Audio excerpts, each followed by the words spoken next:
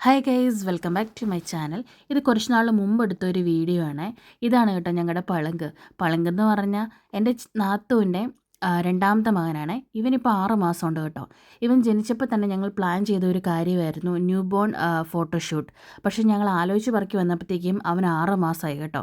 അങ്ങനെ ഞാൻ കുറേ അന്വേഷിച്ചതിന് ശേഷം ഇൻസ്റ്റയിൽ ഞാൻ കണ്ടുപിടിച്ച ഒരു സ്റ്റുഡിയോ ആണ് ഈ tones new born baby shoot studio.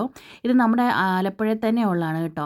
ഏകദേശം ചേർത്തല അടുത്തോ അതോ ആലപ്പുഴയിൽ തന്നെയാണ്. എന്തായാലും ഞങ്ങൾക്ക് ഒത്തിരി ദൂരമില്ലായിരുന്നു, അടുത്ത് തന്നെയായിരുന്നു കേട്ടോ. ഏതാണ്ട് ഒരു ഹാഫ് അവറേ ഉണ്ടായിരുന്നുള്ളൂ നമ്മുടെ വീട്ടിൽ നിന്ന്. അങ്ങനെ ഞങ്ങൾ അവിടെ എത്തി കേട്ടോ. ഇത് ശരിക്കും പറഞ്ഞാൽ ഒരു വീട്ടിൽ തന്നെ അവർ സെറ്റ് ചെയ്തേക്കുന്നതാണ്. 2 ചേച്ചിമാർ കൂടി ചെയ്യുന്ന ഒരു സംഭവമാണ്. ഇത് നമുക്ക് ഭയങ്കരമായിട്ട് ഇഷ്ടപ്പെടും കേട്ടോ. അവരെ കുട്ടീനെ ടേക്ക് കെയർ ചെയ്യുന്ന രീതിയൊക്കെ ഭയങ്കര രസമാണ് കേട്ടോ. അവനെ ഞങ്ങൾ ഭയങ്കരമായിട്ടും പേടിച്ചു പോയായിരുന്നു, ഇവനിപ്പോൾ 6 മാസം ഉള്ളതുകൊണ്ട് ഈ ഫോട്ടോഷൂട്ട് നടക്കുകയില്ലയോ എന്നൊക്കെ. പക്ഷെ അവർ നല്ല രീതിയിൽ അവരത് മാനേജ് ചെയ്തെടുത്തു കേട്ടോ. ശരിക്കും 3 മാസം പ്രായമുള്ള കുട്ടികൾക്കാണ് നമ്മൾ ഈ ഫോട്ടോഷൂട്ട് ചെയ്യേണ്ടത്.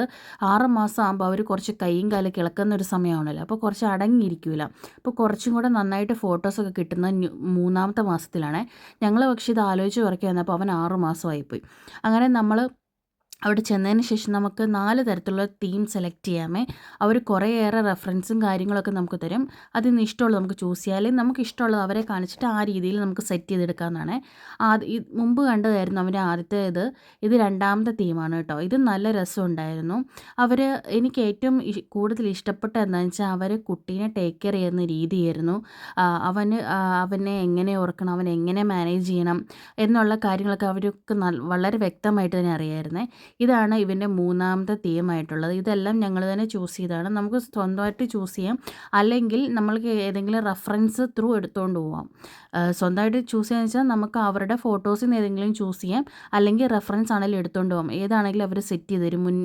മുന്നേ അവരെ ഒന്ന് അറിയിച്ചാൽ മാത്രം മതിയേ.